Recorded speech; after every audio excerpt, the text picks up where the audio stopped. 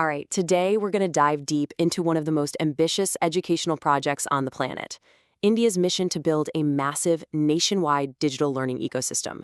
And we're going to break it all down for you, using the official government blueprints to understand the strategy, the tech, and what it takes to prepare over 1 billion people for a totally new digital era. So here's our game plan. We'll kick off with the high-level strategy. Then we'll get into the nuts and bolts, the hardware and the software that make it all possible. After that, we'll look at how this whole system is meant to skill up the workforce of the future. And maybe most importantly, how do they even know if any of this is actually working? Okay, let's start with the big picture.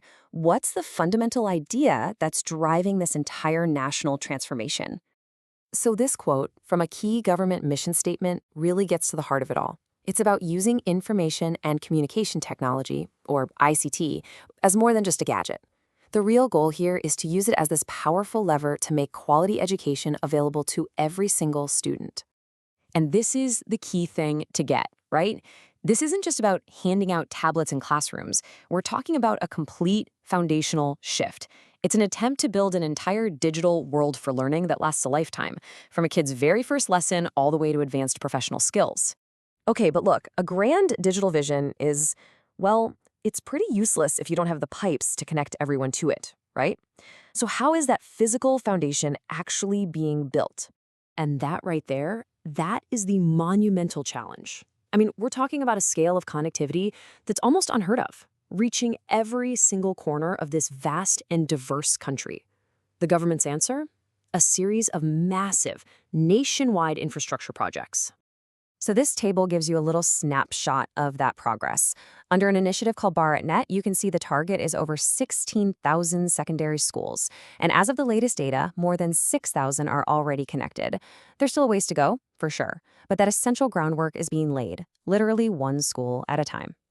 And we're not just talking about basic internet here. For higher education, you've got this thing called the National Knowledge Network.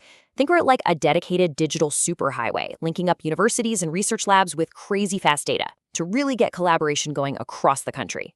Okay, so the wiring is happening, the connections are being made, but what do students actually do with all this? That brings us right to the heart of the ecosystem, this absolutely massive library of digital content and all the platforms that host it. A real centerpiece here is something called Swayam. Just think of it as India's national online university. It hosts thousands of these free, massive, open online courses. MOOCs from the country's best institutions, making a top-tier education available to basically anyone with an internet connection. It's a game changer. Now, this next part, this is where it gets really flexible and honestly pretty revolutionary. It's called the Academic Bank of Credits, and it's basically a digital locker for your academic achievements.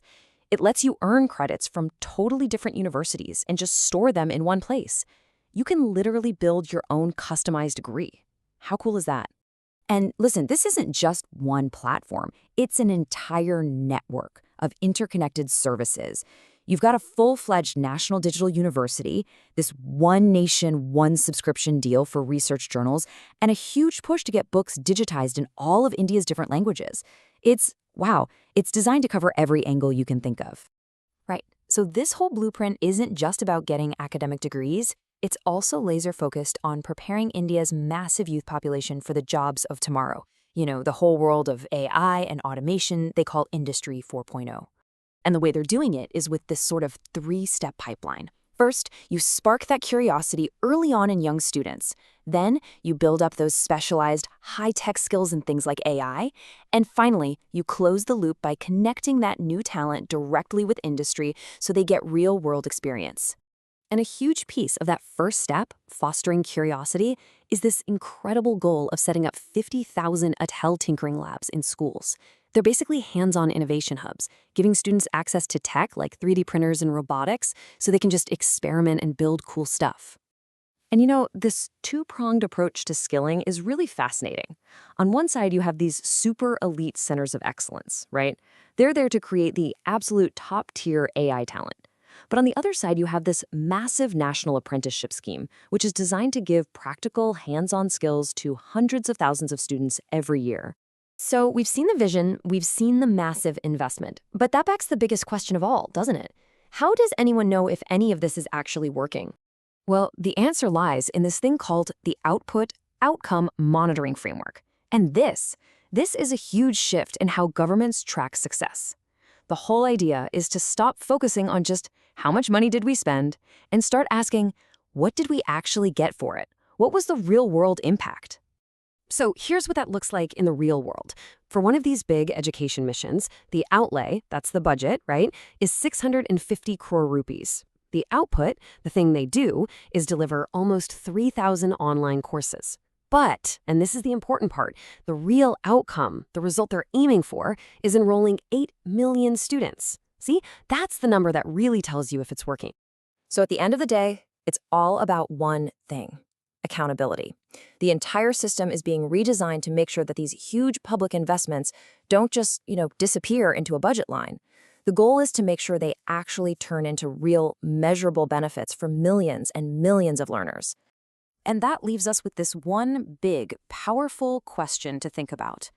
India isn't just building digital schools here. What we're seeing is one of the biggest, most complex educational experiments in all of human history. And how it all turns out? Well, that's not just going to shape the future of education, it's going to shape the future of an entire generation.